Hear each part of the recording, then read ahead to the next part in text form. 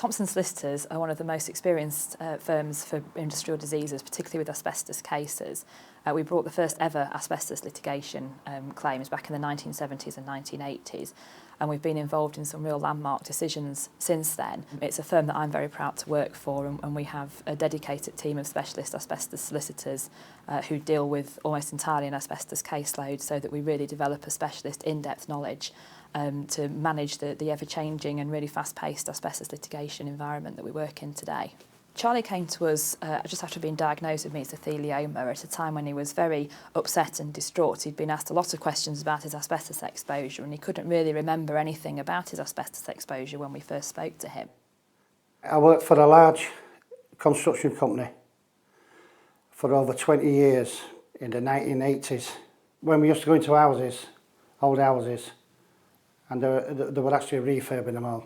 So what we were doing is we were going in there and taking all the plaster off the walls, spraying it all off, stripping the ceilings down, stripping all the wood out, all the gutters off. We had to barrow it out into skips. All we had was a mask on,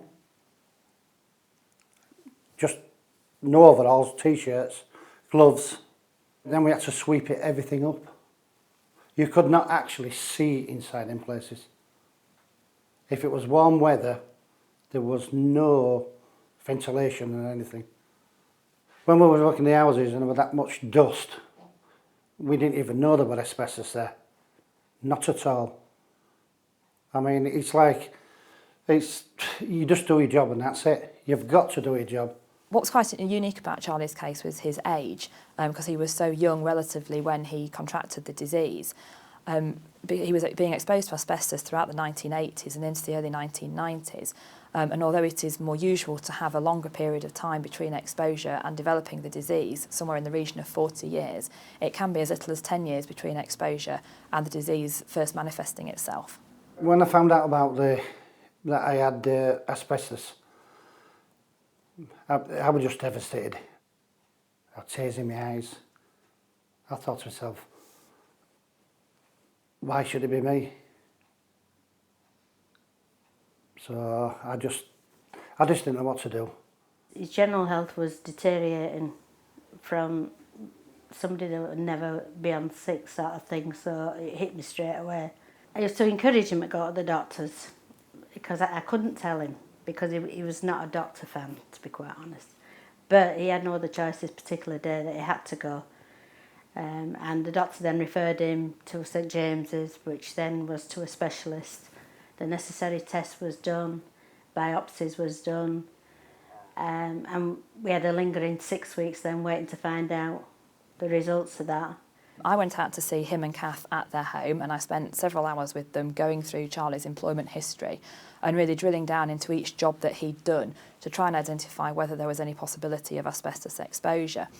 As soon as Charlie mentioned that he'd worked for the construction company, I started asking him questions about his work on building sites, and he happened to mention that he'd been involved in demolishing porter cabins and also that he'd been involved in doing demolition work on houses. When I asked him about the type of demolition work he'd been doing, and he started mentioning things like soffits and gutters and bath panels in the homes that he'd been ripping out and disposing of, I knew from previous claims that those contained asbestos, and I was able to then pinpoint exactly where he'd been exposed to asbestos. Any public building before 2000 has the possibility of having asbestos in it in some form or other, and people really need to be aware before they go into a building to carry out any sort of work about the possibility of asbestos being present, and to check the asbestos registers really carefully to make sure they're not disturbing asbestos unwittingly. The incidence of asbestos exposure and disease related to that exposure is still rising, and it's not expected to peak until 2020. So it is still very much a problem in the present and not just a problem in the past.